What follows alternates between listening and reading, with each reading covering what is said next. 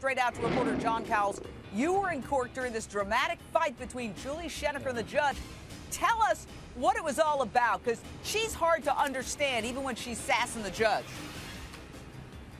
Yeah, I mean, she had a difficult time understanding the statements of facts from this morning that he could not get her to understand what exactly the document was. It was shelved and then brought back up again at the end of the day after the jurors were dismissed.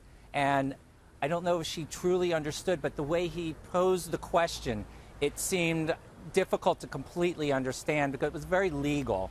But then she just lost it. She immediately, argued, I understand, and she, fell down onto the desk, grabbed her head, and just cried and wept for a few minutes. And her judge had, her attorney took a long time to explain it to her until the judge came back in. Well, John, wasn't it that there was the document said basically, can you corroborate or will you corroborate that you killed your kids on this particular date?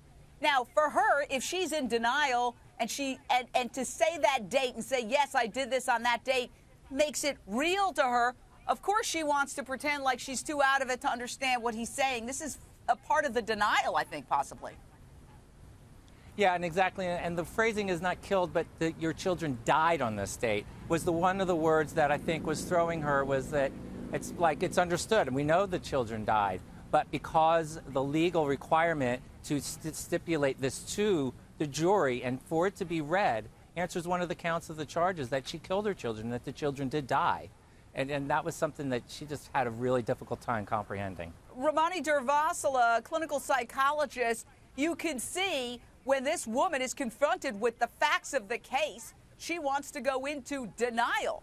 And she wants to go back into her dream world, and then she breaks down when the judge insists, you've got to confirm your kids died on this particular date.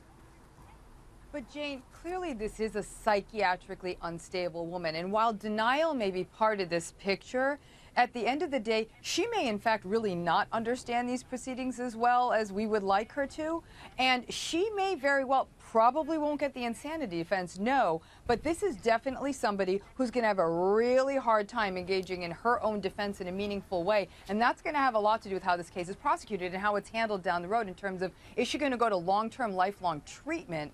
Because this is not a woman who can be in public, but she probably doesn't quite understand what she's been doing.